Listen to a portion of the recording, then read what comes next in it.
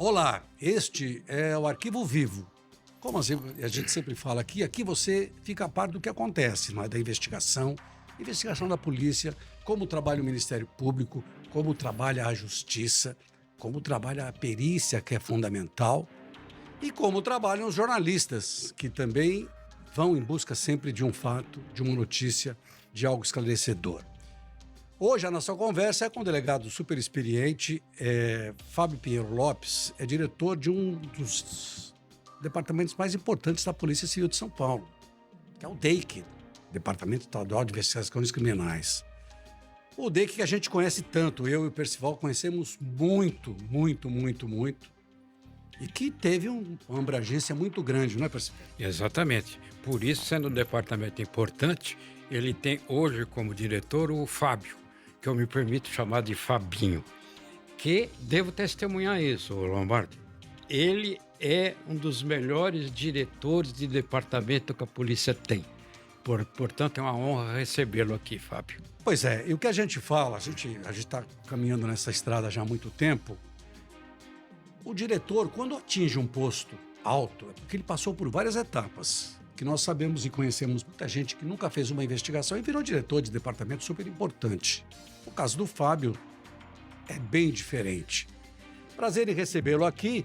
E a gente vai falar bastante sobre investigação, sobre criminalidade e um setor que hoje é a preocupação de todo o país, principalmente a gente está falando aqui de São Paulo, do estado de São Paulo, da capital, do interior, grande São Paulo. A história de você sair de casa de manhã e não saber se volta por um celular, por uma bicicleta, por um carro, por um relógio. Como é que você analisa e vê essa situação dessa insegurança que a gente, cada dia que passa, está aumentando mais? Bom, primeiro queria agradecer, Lombardi, aí, o convite, Percival, meu velho amigo, a Record também, a oportunidade da gente estar aqui presente, mostrar o trabalho da gente, divulgar a Polícia Civil de São Paulo. Essa pergunta que você fez é muito pertinente. Hoje, uma das coisas que mais nos aflige, a delegacia de latrocínios, ela é do DEIC, ela faz parte das 17 delegacias que estão sob a minha diretoria. E hoje o que a gente percebe, a maioria dos latrocínios são por celular, roubo de celular ou roubo de moto. Então é uma coisa que isso aí vem. Também talvez eu acho que nós estamos vivendo um momento de mudança, que a gente precisa de uma mudança legislativa.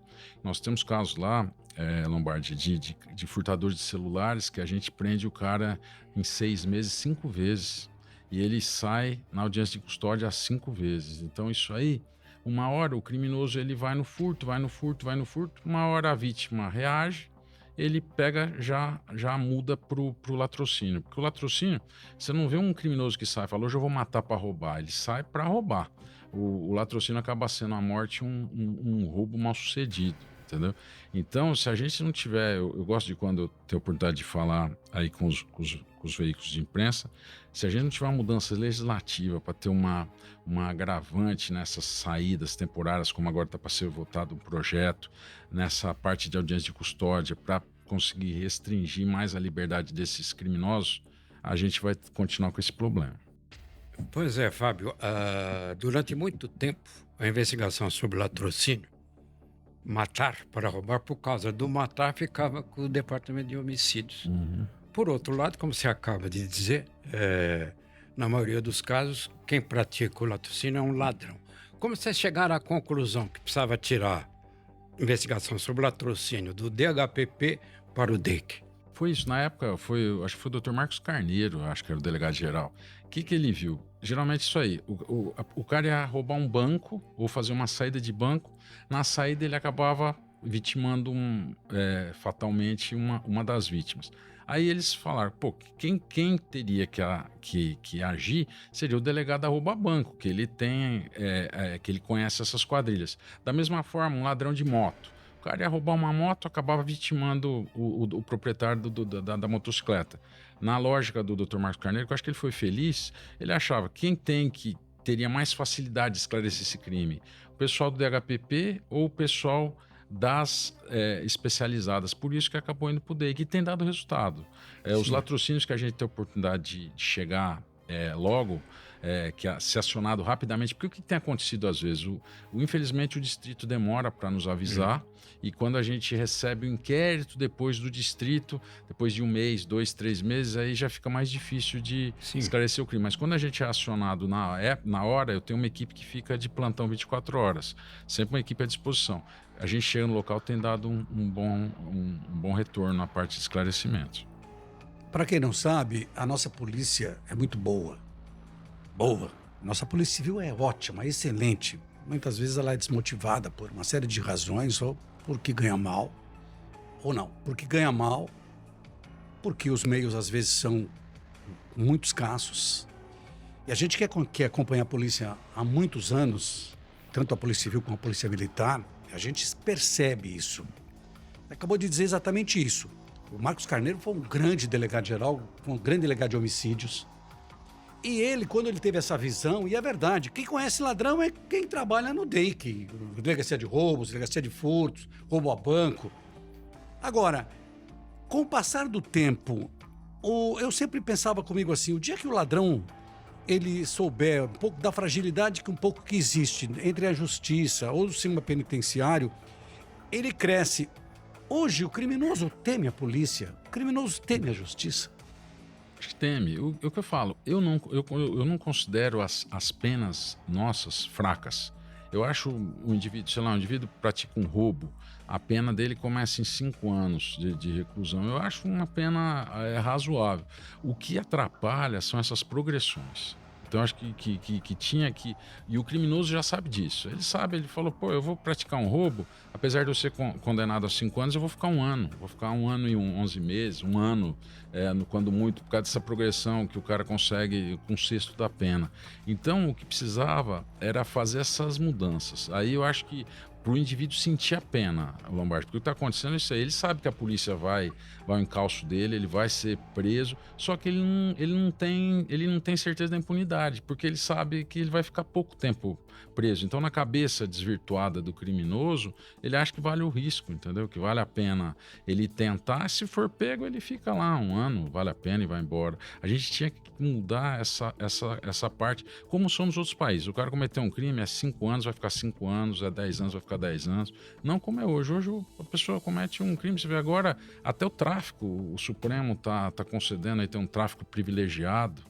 O cara pode ter progressão de regime para o tráfico. Então, é umas coisas que a gente precisa discutir bem, discutir, né? Que é a nossa lei das execuções penais. Porque eu falo, a polícia prende bem, graças a Deus, o judiciário age bem dentro da legislação, o Ministério Público nem se fala. O problema é que eles agem dentro da legislação que tem hoje disponível. A gente precisava mudar isso aí. Fabinho, você é um dos principais artífices de combate ao PCC, o primeiro comando da capital. Portanto, é o delegado de polícia habilitado para esclarecer. O que é o PCC hoje? É uma máfia? É uma facção? É uma empresa? É uma firma? O que é o PCC hoje? Lombardi, se você me perguntasse isso há uns anos atrás, eu ia falar que o PCC era uma franchise, uma empresa de droga. Ele chegava numa comunidade, ele falava, você vai traficar agora, só que eu vou te fornecer a droga, e ele que cuidava, ele seria o dono das franquias. Só que hoje eu acho que ele já mudou o patamar deles, eu acho que ele já está mais para um cartel, e hoje a preocupação do PCC é o tráfico internacional.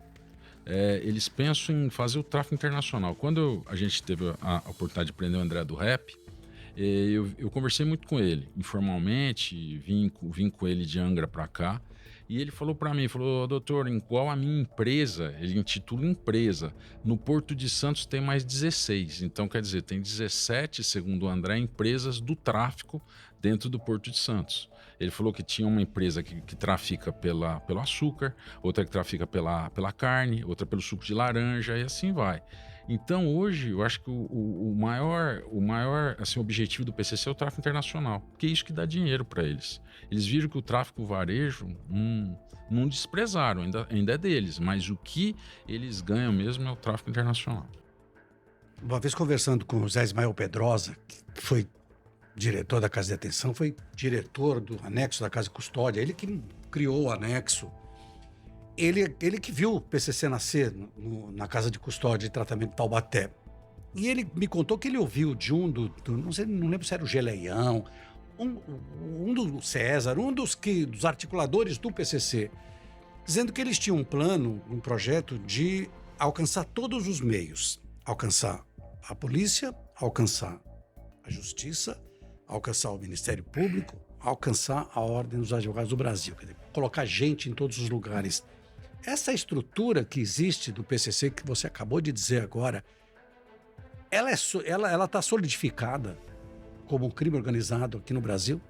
Eu acho que sim. Eu não digo que eles já conseguiram colocar gente em todos esses meios, mas com o dinheiro move montanhas. E eles conseguem hoje contratar os melhores advogados, os melhores defensores. Eles mexeram numa coisa que eles estão mexendo na parte de cadeia de custódia. Hoje, principalmente o STJ, questiona muito as prisões feitas pela polícia com a parte de cadeia de custódia, entre a parte que o objeto é apreendido e ele é periciado. E eles viram essa lacuna graças aos advogados que eles conseguem contratar pelo poder abastado que eles têm financeiro. E eles estão conseguindo reverter algumas condenações por causa dessa cadeia de custódia. Então isso já é um jeito deles estarem abrindo seus tentáculos. Mas eu acho que eles estão tentando entrar na política. Política eu acho principalmente nos municípios. Agora, Fábio, na audiência de custódia que você menciona, o magistrado não entra no mérito do crime cometido. Ele vê se há alguma irregularidade na prisão, se ele foi bem tratado, se você lá no DEC deu cafezinho, Isso sim. água gelada, né?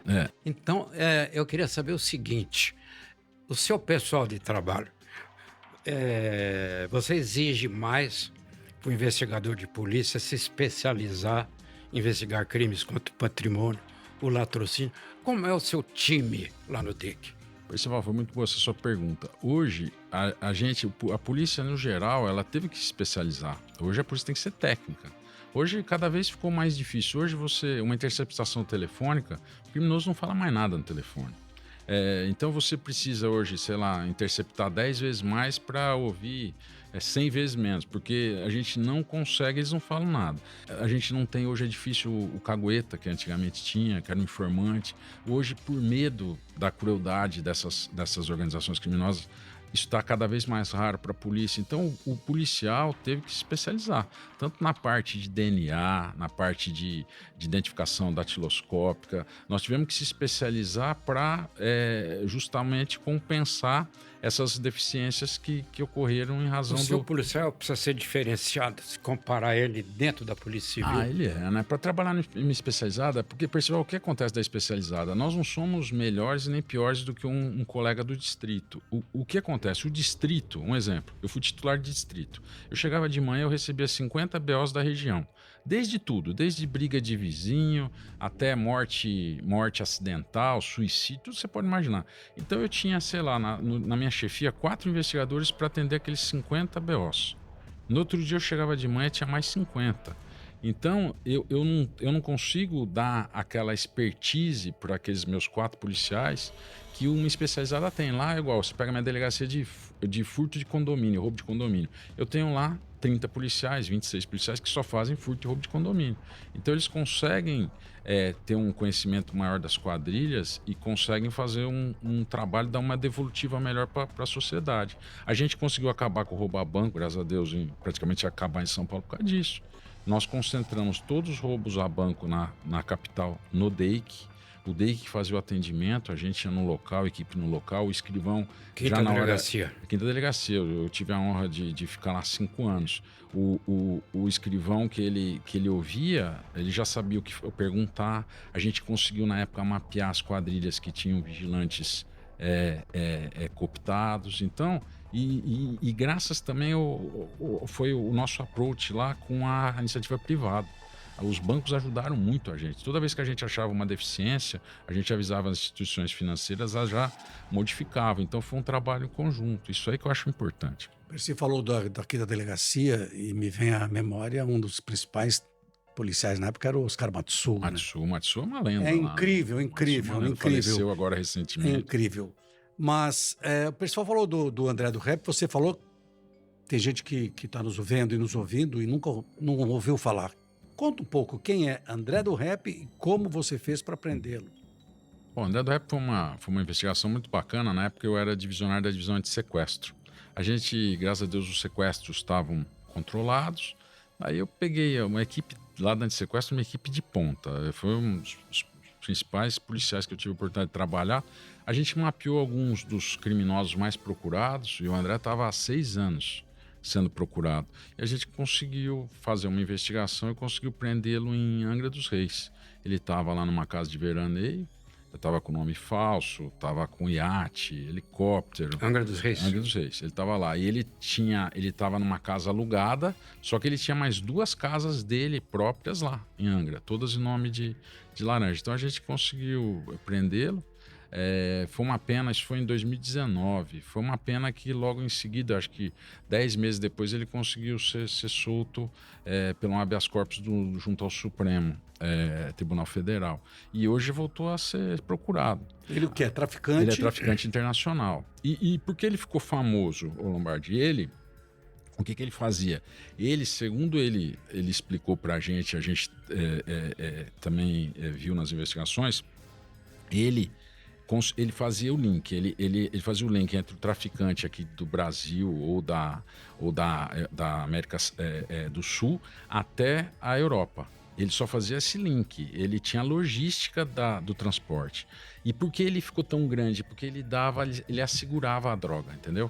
Se depois que a droga vinha para ele, no caminho ela fosse pega pela polícia ou pela Receita, ele bancava. Por isso que ele ficou tão forte no meio dos traficantes. Pois é, Fábio, a facção criminosa, o PCC, cartel, como você diz, cultivou a fama que tem o domínio dentro das prisões e fora das prisões. Você que tem a mão na massa, gostaria de saber até que ponto isso hoje é realidade contemporânea nos dias de hoje e que história é essa de facção dominar uma região, ter o domínio total em toda a região. Até onde vai isso? Percival, o PCC ele é forte no estado de São Paulo, né? Até a gente troca muita ideia. Eu fui num encontro aí de inteligência promovido pela SAP lá em Presidente Prudente. O que a gente percebe? O Comando Vermelho ele está tendo um crescimento grande em nível Brasil, porque o Comando Vermelho ele não tem uma como é que eu vou dizer, uma liderança central igual o PCC. Ele tem lideranças estaduais. O cara chega lá e fala, olha, eu vou ser teu representante aqui, e o cara tem autonomia dele dentro do estado. Ele apenas, eu acho que tem que seguir a diretriz mais ou menos daquela facção, acho que talvez comprar droga deles, alguma coisa.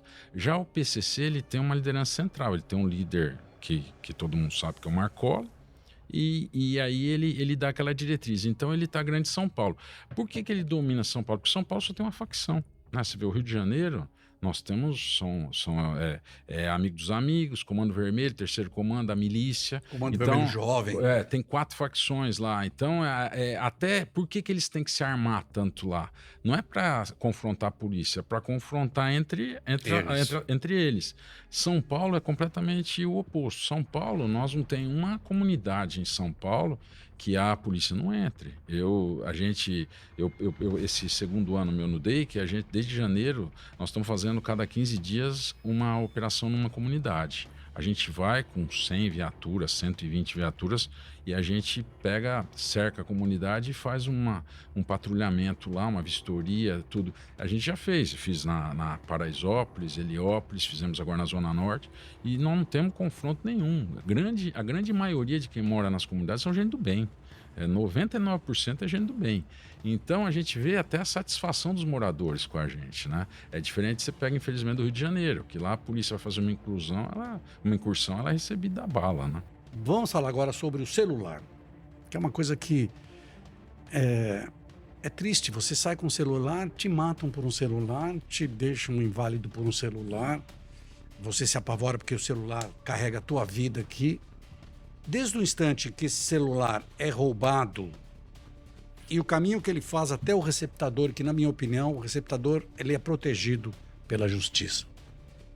O que a justiça entende, Lombardi? Porque a pena da receptação, eles entendem como não é um crime cometido mediante ou violência ou grave ameaça, que o receptador vai começar a cumprir aquela pena em regime aberto. Então eles não deixam ele preso. Como eu falei agora há pouco, teve casos da gente prender, principalmente receptadores de veículos e peças de veículo, que eu acho que cabe da mesma pena do receptador de celular, de joias e tal.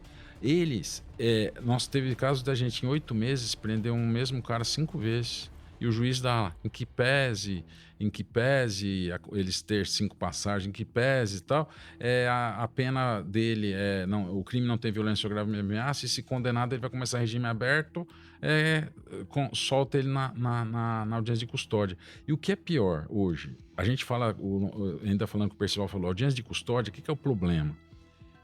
Antigamente, a lei mudou. O criminoso já saía da cadeia citado. Agora, como ele é solto a maioria das vezes na audiência de custódia, ele sai sem ser citado. E aí, na audiência de custódia, ou quando ele é preso, ou ele dá um endereço falso, ou ele mora num local de difícil acesso para a polícia. Aí o que acontece? Esse oficial de justiça nunca encontra esse criminoso. Ele nunca é citado, o processo dele nunca começa. Então a gente tem, às vezes, caras que nós prendemos 5 vezes, que a gente prendeu 5 vezes ele, e ele não tem um processo ativo. Então isso aí que tinha que mudar. A gente fez uma reunião na época com o Dr. Nico, quando ele era nosso delegado-geral, com agora quem é o atual presidente do TJ, para que mudasse isso aí, porque o juiz, antes de soltar na audiência de custódia, ele compulsasse lá os autos e visse que ele tem 5 processos pendentes de citação. E antes de soltar ele cite naqueles 5, entendeu? Então isso aí vai aumentar o trabalho do judiciário, vai aumentar o número de presos, mas quem vai agradecer é a sociedade, porque esse cara vai deixar de voltar para a rua, entendeu? Agora, Fábio, você que tem toda a condição profissional e já demonstrou isso, de penetrar no âmago da facção criminosa, a gente observa que eles montaram um tribunal do crime que é altamente intimidatório. Então é você, Fábio, que tem condições de responder. O Tribunal do Crime mete mais medo, intimida mais do que a ação policial? Mete, pessoal. Infelizmente é duro pra gente falar isso, mas mete. Sabe por quê? Eu vi muito isso no DHPP. Quando eu fui diretor do DHPP, a gente combateu muito esses tribunais do crime. É o que eu falei, ele sabe hoje que o policial, infelizmente, quando ele prende o criminoso, ele não pode nem levantar a voz com o criminoso. E já o outro criminoso não tem escrúpulo nenhum. Ele corta a orelha do cara, ele tortura, ele mata, ele faz o diabo. Então eles têm muito mais medo do Tribunal do Crime que da própria polícia. Uma coisa que a gente percebeu lá, Lombardi, no DHPP, o que está acontecendo nesses tribunais do crime? Eles estão fazendo mulheres usar o Tribunal do Crime contra os seus ex-companheiros. Nós tivemos um caso lá do cara querer largar da companheira, ela ir lá procurar a liderança da comunidade lá, do criminosa lá, o disciplina, e falar, olha, meu ex-companheiro molestava a enteada dele, que é minha filha do primeiro casamento e tal. Os caras iam lá matavam o cara, e o cara não tinha feito nada. Entendeu? Nós tivemos lá, não foi nenhum nem dois, foram vários casos assim. Então, agora a gente não está tendo tanta notícia disso, mas a gente combateu muito esses tribunais do crime. Tanto é que a gente achou vários cemitérios clandestinos, né? Você lembra lá na gestão nossa, nós achamos alguns muito grandes, com 40 corpos, tal. Foi frutos desses tribunais do crime. Agora, esse negócio o Tribunal do Crime, uma das coisas que estão fazendo muito é enterrar a vítima. Quer dizer, essa prática não é só de Tribunal do Crime. O que está vendo, você que acompanha tudo isso de perto? Esse negócio não havia antigamente. Matar, enterrar, sepultar. Por que chegamos a esse ponto? Eu acho que eles não querem problema, né? Porque, um exemplo, ele mata, deixa aquele cara morto na comunidade. Vai a polícia para lá, vai a investigação para lá, vai o DHPP para lá, vai o distrito de área, vai todo mundo para lá. Quando o cara... a vítima desaparece, ela é morta, enterrada em algum lugar, que ainda não fica aquela dúvida, né? Muitos que a gente que reputam desaparecidos, que estão com o BO registrado lá na delegacia de desaparecidos como desaparecidos, eles já estão enterrados numa dessas covas clandestinas. Então eu acho que essa que foi o objetivo deles, foi mais para dar um jeito de não virar holofote da polícia para aquelas comunidades. O trabalho da polícia, se ele tiver o amparo grande amparo da justiça, seria uma maravilha, né? Porque a gente está acostumado a dizer exatamente isso. Se você tem o entendimento do juiz no caso, que a gente sempre mostra na televisão, os casos quando acontecem, eu sempre costumo falar exatamente isso. Se o juiz olhar, quando o delegado embasa um inquérito, faz um inquérito policial e acompanhar, se ele olhar uma gravação, às vezes, de determinado fato, fatalmente o juiz não tem como recusar uma prisão preventiva, recusar uma liberdade. Isso às vezes não acontece. Muitas vezes a família das vítimas é que tem que levantar exatamente toda essa estrutura para poder mostrar que alguém não cometeu esse determinado crime. Essa dificuldade a polícia ainda enfrenta da investigação, porque no seu caso, você contou aqui que foi delegado de distrito, todo mundo, você começou lá por baixo, né? Vai no plantão e vai embora. Quando chega uma ocorrência entregue pela polícia militar, hoje a gente sabe que o delegado não tem condição, ele não tem gente para investigar, porque o delegado quando vai para o local, a visão do delegado é uma e a visão de de um policial militar que está chegando numa ocorrência é outra. Existe essa possibilidade de um dia acontecer um assassinato, vamos dizer, vou dar um exemplo aqui, na Vila Gustavo, nas proximidades da Fernão Dias, o delegado de plantão ir o primeiro para depois chamar o homicídio ou para depois chamar a delegacia de latrocínios? No homicídio acontece, tanto é que por isso que eu acho que o índice de esclarecimento dos homicídios do Departamento de Homicídios é tão bom. O homicídio é o único caso que acontece isso. O delegado de plantão ele vê que é homicídio, ele já aciona o DHPP. O DHPP sai uma equipe, é a coisa mais linda, ele já sai perito criminal junto, papiloscopista junto, saem os investigadores, sai o delegado, vai todo mundo pro local. Então faz um local, e um local bem feito, Lombardi, é 50% do esclarecimento do crime, ou até mais.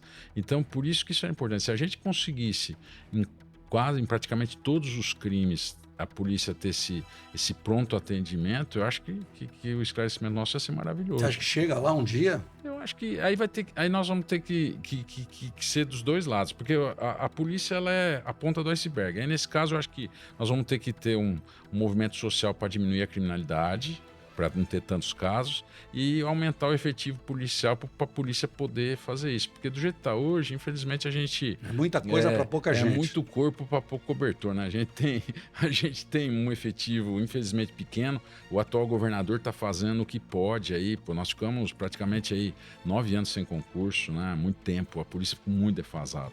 Eu entrei em 92, na minha época a polícia tinha quase 40 mil policiais, hoje nós temos 24 mil. É um absurdo. Olha o que a população cresceu hoje, triplicou, né? Igual a polícia militar, que tinha 100 mil, hoje tem o quê? Está com 84, 90. acho 82, não, acho que está com 84, se eu não me engano. Tá caindo, déficit. Então, eu acho que no futuro, se a gente conseguir ter esse equilíbrio, eu acho que nós vamos conseguir isso, vai ser um sonho. Agora, Fábio, há um caso em que você juntou a eficiência profissional que você tem. Um detalhe curioso, você estava atrás de um tal de pinga, um certo pinga, um marginal, estava no encalço. Aí você estava no carro com a sua esposa grávida, mesmo assim com ela grávida, você foi para cima do pinga. Isso aí foi uma história boa, você tirou do baú. Isso aí foi 23 de dezembro de 2005, véspera de Natal. A gente estava atrás desse Robinho Pinga fazia 45 dias, pessoal. Nós levantamos a casa que a mulher dele vivia, nós levantamos através de um documento de um filho dele. Aquela casa nós ficamos 45 dias fazendo campana diuturna, recolhendo o lixo dela. Tudo que você pode imaginar, a gente ficou lá. Teve o aniversário do filho dela, nós fomos na festa escondido, ele não foi. E a gente esperando esse cara. Deu dia 23 de dezembro, eu peguei minha mulher grávida, meu moleque de 7 anos, 8, falei, tô voltando indo para Prudente. Carro cheio de fruta, de não sei o quê, tava indo para passar o Natal em Prudente. E deixei uma equipe lá, 24 horas. Aí o investigador me liga e fala, doutor, eu acho que chegou o cara aqui. Aí eu falei, é ele? Ele falou assim, olha, ele tá totalmente diferente do que a gente viu, mas ele beijou ela na boca. Eu falei, é ele. Aí eu comecei a procurar a equipe para tentar as equipes lá para a gente prender.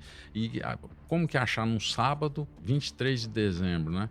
Aí eu falei, vou eu mesmo, né? Eu falei para minha mulher, eu vou deixar você e o Guilherme no shopping, em Sorocaba. Eu tava em Cerquilho quando eles me ligaram. E vou prender esse cara, depois eu pego vocês. Só que aí, a hora que eu tô entrando ali naquela via de acesso a Sorocaba, eles ligam, olha, ele tá saindo. Aí eu falei, vamos nós mesmo, né? Aí eu fui com o meu carro. Que situação, mulher E a grávida. grávida Que da minha isso? filha. E outro investigador. A hora que o investigador fechou a traseira do carro, eu fechei a frente. Eles estavam em dois. Eu já peguei um, falei, leva minha família embora, leva minha família embora. Eles entraram e levaram a minha família embora e eu fiquei lá com eles. Nossa, mas minha mulher travou a coluna, tava daquele rolo. Mas foi um cara, pra você ver a importância desse criminoso. A gente prendeu ele mais ou menos por volta de meio-dia. Quando era 3 horas da tarde, chegou aqui em São Paulo o delegado-geral do Rio de Janeiro, o secretário de Segurança do Rio de Janeiro, vieram num avião fretado para buscá-lo, para levar para lá. Ele era o cara mais procurado do Brasil na época. Ele era o fundador do 3º Comando Puro, né? Então, e ele foi o fundador da Penitenciária Federal de Catanduvas. Foi o primeiro preso lá. Foi o primeiro presidente federal. Né? E ele foi o primeiro preso e ele morreu de aneurisma cerebral 6 meses depois. Nossa. Você vê, se a gente não tivesse prendido ele ia morrer na rua, ninguém ia ficar sabendo. A gente pegou com ele mais de 10 kits com identidade totalmente diferente. Ele passava como... Ele estava morando a família em Sorocaba, mas ele estava morando ali numa cidade... perto de Amparo aqui, ele estava escondido ali. Ele estava morando ali. Vocês estão ouvindo o delegado Fábio Pinheiro Lopes, diretor do DEIC aqui de São Paulo, contando essas histórias. Independente do André do Rap, do traficante, qual foi o criminoso até agora? Não é porque agora você está num posto de diretoria, mas você continua ainda. Quem é policial a vida inteira. Mas qual foi o cara pensa assim, olha, você me deu, além do Pinga, me deu tanto trabalho, mas é aquela história, só insistindo a gente consegue.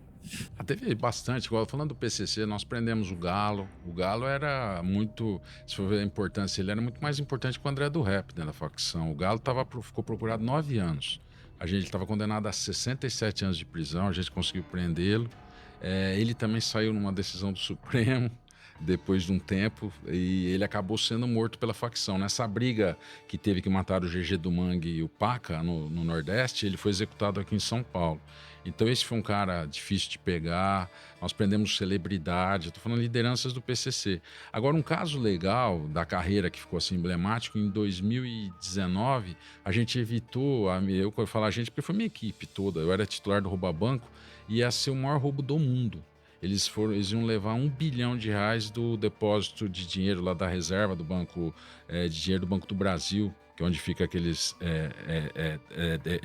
depósito compulsório dos bancos, ali no Banco do Brasil, que fica na Marginal Pinheiros. Eles iam levar, eles tinham feito um túnel de mais de 500 metros, e já estava pronto o roubo. Eles estavam terminando de instalar os trilhos de trem, eles tinham feito um trilho de trem dentro do túnel para levar o dinheiro, e a gente conseguiu prender. Nós prendemos 16 criminosos. Foi uma investigação muito bacana, conseguimos provar pelo DNA.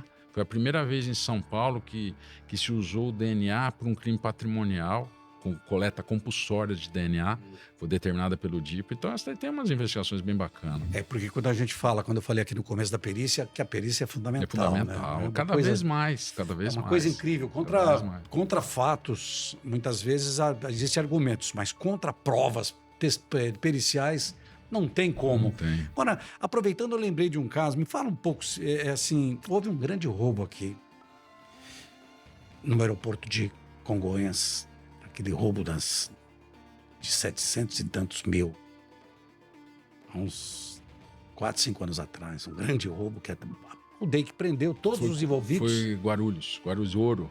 Mas não recuperou esse ouro? Me explica um pouco. Então, muita gente me pergunta às vezes, e o ouro? Quem fez essa investigação toda foi o Pedro. O Pedro, na época, ele era meu assistente do Rouba Banco. Depois que eu fui embora, ele que assumiu, ele está lá até hoje, está fazendo um excelente trabalho. Eles prenderam todo mundo. Segundo, no meio criminoso, que a gente chegou pra gente os informes, quem comprou todo esse ouro foi o Cara Preta. Foi o Anselmo. Esse que foi executado naquela... Sim, lá no Tatuapé ali. Segundo dizem, o Anselmo teria comprado todo esse ouro fruto desse roubo lá do aeroporto e estaria com ele enterrado em algum lugar. Morreu com ele, então? Não, Será isso? Eu acho que está com o pessoal da quadrilha dele, né? Alguém deve saber disso. Mas segundo a informação que a gente tem é essa. Esse ouro, a gente acha que não foi embora daqui, era muita coisa. Porque foi um plano de cinema, né? Foi. Usaram os carros da Polícia Federal, usaram um depósito. Foi uma coisa assim incrível, coisa que às vezes a gente costuma dizer, né? A gente só está acostumado a ver em filme, não. Ali foi na realidade pura, né? Mas esse ouro, será isso? Será que... Segundo, eu estou dizendo para vocês o que a gente levantou na época no meio criminoso, que esse ouro estaria com o Anselmo. Meu Deus. Não derreteram nada? Eu não sei, porque esse cara, ele tinha muito dinheiro, né? Ele era quem dominava o tráfico ali diz que os maiores traficantes de São Paulo falavam que era uma sociedade, era o Cebola, o Django e ele. Na briga, quando o Anselmo foi executado, na briga eles executaram o Django também, porque parece que o Django teria dado proteção para esse empresário que é o acusado da morte, que depois foi solto e tal. E ele foi executado, o Django foi enforcado. O único que sobrou foi o Cebola.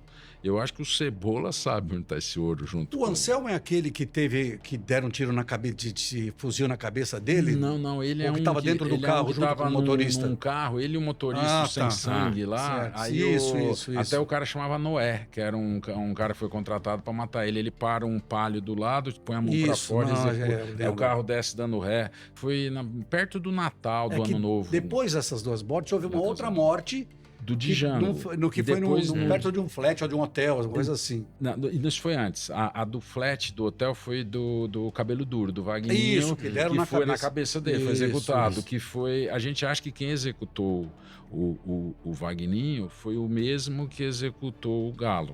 Foi aquela briga das facções, que depois que mataram o Paca e o GG do Mangue. Agora, essa do Anselmo foi depois, uns 2 anos depois que ele foi morto. Quer dizer, o fio da meada, muitas vezes, como você já testemunhou em distrito policial, 15º, por exemplo, me lembro bem, o fio da meada é o registro do fato, o boletim de ocorrência. Hoje se alardeia que é muito bom o registro eletrônico. Eu tenho minhas reservas, mas queria saber da sua opinião. Você, para investigar, precisa dos detalhes. Quem me assaltou tem uma cicatriz, tem um nariz grande, tem uma tatuagem no rosto, tem uma tatuagem no braço. Tem detalhes que a vítima lá, registrando eletronicamente, não conta, não registra. E aí, é eficiente ou o que requer isso? Eu acho que essa... eu concordo, opinião minha, Fábio também. Eu acho que essa parte de registro eletrônico deu uma facilidade violenta, uma comodidade para a vítima. A vítima tem que ir num distrito, ficar em fila, se deslocar, ficar lá e tal. Mas eu acho que também, eu concordo com você, atrapalha a investigação. Não tem como ela chegar num distrito, o policial perguntar como é que foi isso, como é que não foi, característica, onde foi a rua exata. Porque às vezes, pessoal, se a gente souber o endereço exato, faz uma diferença ou não. Às vezes a pessoa põe esquina com a rua tal, você não acha a câmera mais, você não pega. Então eu concordo com você. Eu acho que ajudou a facilidade que está dando para a população. Mas eu acho que para a parte de investigação deve atrapalhar um pouco. Porque facilita na hora de você tentar justificar junto o seguro, para você ter. Porque assim, eu não acredito que toda manhã os policiais sentam lá no computador e cada um vai olhar e vai ler o histórico de cada boletim que você registra eletronicamente. Não, hoje quem tem que fazer é o delegado titular. Então não faz. Não tem que fazer. Sabe por quê? É o que eu falei, todo dia você chega de manhã, mas consegue. Tem 40 BOs na sua mesa, aí você tem que despachar. Aí você vê o que vamos supor, o que é urgente, a investigação com urgência, aí você chama lá, distribui. O caso mais simples, você põe a investigação, aí vai indo. Mas tem uma triagem. Consegue, o delegado tem que fazer. Porque agora que vai investigar todos, aí diferente, eu concordo, né? Que não é humanamente impossível. Eu lembro que eu trabalhava no Estadão, toda segunda-feira, eu antes trabalhava na Bandeirantes, ia de manhã no rádio, e depois ia para o DHPP, e eu tinha autorização, entrava na sala do assistente, que era o Nivaldo, na época, um deles, o Nivaldo, eu pegava os BOs. Nivaldo Registro. Era o Nivaldo? Não sei se era não lembro, é um magrinho. Enfim, O BO do DHPP era, do homicídio, era Minucioso. maravilhoso. Foi o que me ajudou, inclusive, quando eu vi, na sequência, 2 mortes iguais, que era o Maníaco do Parque. E hoje, o papel ainda não existe mais no papel, né? Hoje está tudo no computador. Esse detalhe minucioso que tem, o delegado titular, quando ele entra, ele tem tempo para ver tudo isso. Ele tem que ver. Ele tem que ler pelo menos história, tem que ver, sabe por quê? Porque senão ele não consegue fazer nenhuma assinalação criminal do que está acontecendo no distrito dele. Eu falo por mim, né? Quando eu fui titular lá do 15, o 15 eu tive a oportunidade de ser plantonista e depois voltar como titular. Eu fiquei lá 6 meses até ser promovido para a classe especial quando eu fui para antissequestro. Lá a gente tinha que fazer essa leitura até para você ter uma assinalação. Igual, a gente percebeu um exemplo, que na Faria Lima estava tendo um furto de celular do pessoal de bicicleta. Levamos um policiamento para lá. Então, se ele não fizer pelo menos essa leitura, Lombardi, ele perde a mão do distrito. Porque o que eu falo assim, eu pergunto porque o volume é muito grande. De queixas que são feitas. Mas ele tem que ver para pelo menos ele direcionar para o que é o mais urgente. Senão eu acho que isso tem que ser feito. Até ele tem que despachar BO por BO. Isso tem que ser feito. Agora, Fábio, fazendo uma modernização dos velhos tempos, antigamente era muito eficaz o retrato falado. E também o detetor de mentiras para perceber quando o cara está mentindo. Como essas duas coisas foram substituídas na prática da polícia hoje? Bom, hoje a gente tem o EIFES, né? O EIFES é um sistema que pega fragmento digital. Antigamente você precisava de ter a mão inteira do criminoso. Hoje você pode ter um pequeno fragmento de um dedo, você consegue identificar a pessoa. Nós temos o reconhecimento facial. A Polícia de São Paulo já conta com isso aí, é muito bom. Então, às vezes, se a imagem tiver uma nitidez boa, a gente consegue identificar o criminoso. Nós temos o DNA. O DNA, a gente estava brincando aqui, eu cheguei no Rouba Banco em 2013, janeiro de 2013. E o Pedrão, que está lá hoje, era meu assistente. A gente começou a pedir na época DNA. O perito, a gente vinha que tinha o bandido abandonou uma balaclava suada, uma garrafa que ele tinha bebido na boca, ou mesmo um cigarro, a gente pedia DNA. O pessoal tirava o sarro da gente, falava: vocês acham que vocês estão onde? Vocês são de Miami e tal? O que aconteceu? Depois, um exemplo, quando teve aquele roubo da Prosegur do Paraguai, eu fui para lá, eu com mais um delegado, um investigador, fomos lá pegar o DNA de todo mundo que tinha lá. E a gente inseriu aqui que agora é um Banco Nacional, a gente inseriu, cantou cara que a gente tinha pego o DNA dele em 2013. Entendeu? 2014. Então isso aí é legal. O futuro da investigação é isso, pessoal. E foto ainda é usada, Fábio? Foto, muito usada. A gente tem ainda, o criminoso mostra o álbum, claro, usa bastante isso aí. Usa. Agora você vê, tem que evoluir.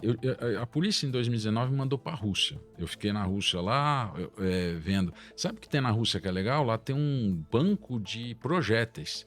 Você vai comprar uma arma zero, você vai comprar uma arma na loja. Eu comprei uma pistola. Tá em meu nome lá, Percival, tal.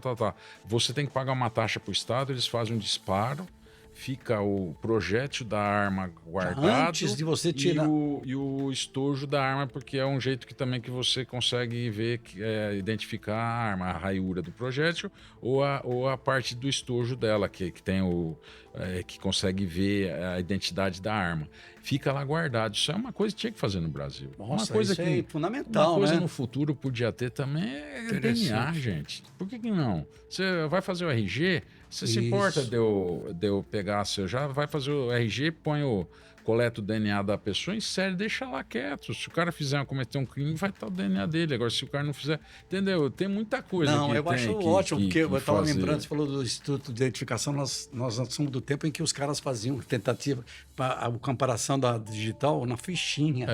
Eu peguei uma isso. fichinha, Agora olha que isso, loucura. Aí o Erasmo Dias, que era o secretário, comprou um cavalo de Troia lá, que era um computador que também não resolvia nada. Então, olha, para você que está nos vendo e ouvindo, você vê como é que a polícia evolui cada dia que passa.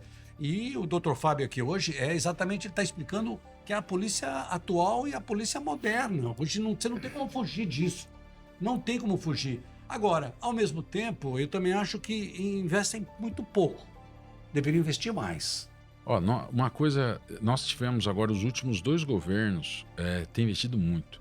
Você vê, eu quando entrei na polícia, na academia de polícia, me deram 1,38 e 5 tiros. Eu dei 5 tiros de 38 e falei, está aprovado, tchau, vai embora. Hoje, o cara dá 1.500 tiros na academia, ele faz o Diabo 4. O armamento que agora o governador, agora o Tarcísio, comprou pra gente é uma metralhadora de primeiro mundo. Elas vieram até com supressor, com silenciador pros órgãos operacionais.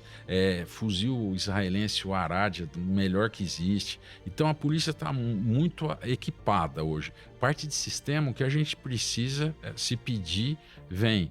O que nós hoje, Percival, a parte de sistema inverteu. Hoje a gente tem bastante sistema, estamos tendo equipamento, estamos precisando de gente. Só que isso aí, estamos correndo atrás. É que infelizmente hoje um concurso para fazer pela legislação leva 2 anos, né?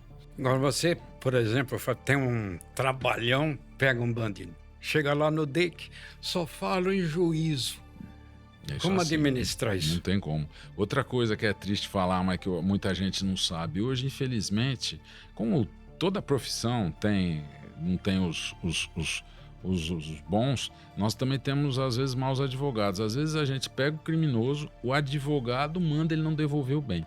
Aí a vítima fala, pô, mas se o senhor pegou ele, pegou tudo, cadê minha joia? O advogado falou para não devolver. Por quê? O advogado quer que ele venda para pagar o honorário para ele. Você tá entendendo? Então, isso é difícil. Aí o cara fala, pô, mas como é que vai fazer? Que ele não vai... Ele não fala. Eu falo, mas o que eu posso fazer? Nós não pode, não tem jeito mais. Não existe mais da polícia dar um aperto na pessoa, para a pessoa falar. E é assim, o criminoso chega hoje, a primeira coisa que ele só fala em juízo. Então, mas na hora do interrogatório, você pode fazer as perguntas, quer dizer, nega-se a responder, mas você faz as perguntas pertinentes. Isso a gente faz. Lembra do paulígrafo? Mas meu Deus do céu, não tem mais. Para quem não sabe, o Paulo, olha, cantava, viu? Cantava. Não é exatamente isso. Eu acho que quando você tem todos os recursos de uma investigação, é claro. Tá aqui, ó. Tá, por isso.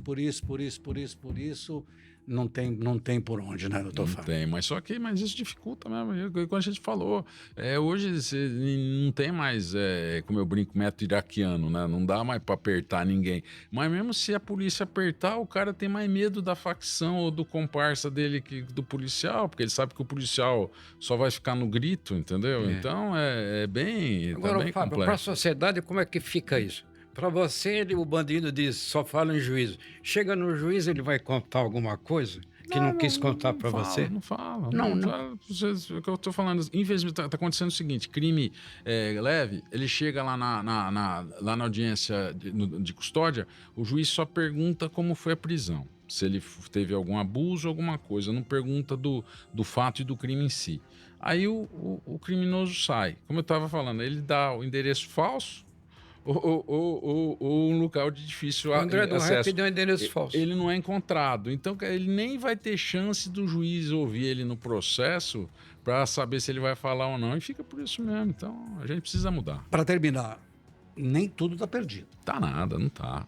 Enquanto tiver, como eu falei, nós temos que nos unir. Enquanto tiver os bons unidos, a gente tira de letra, entendeu? São Paulo, eu acho que eu considero a Polícia de São Paulo, sem desmerecer as outras, mas eu considero a melhor do Brasil. A gente serve, graças a Deus, de exemplo às outras polícias. Nós somos a primeira unidade da federação que tem uma divisão de crimes cibernéticos. Ela está sob o meu guarda-chuva lá, está sobre a minha diretoria, vem gente do Brasil inteiro. Hoje eles estão lá, 2 delegados meus estão fazendo um curso na FBI, entendeu? Então a gente tem muita coisa. O que a gente precisa, que eu falei, é ter uma comoção social para essas instituições se unirem para mudar alguma coisa, como a Cracolândia. A Cracolândia não é um problema só da polícia, você sabe disso, sim, é de todo mundo. Se não tiver uma união do Ministério Público, da Secretaria de Educação, Secretaria de Saúde, Tribunal de Justiça, polícia, não vai resolver. Enche o gajelo. Tá. Até a próxima.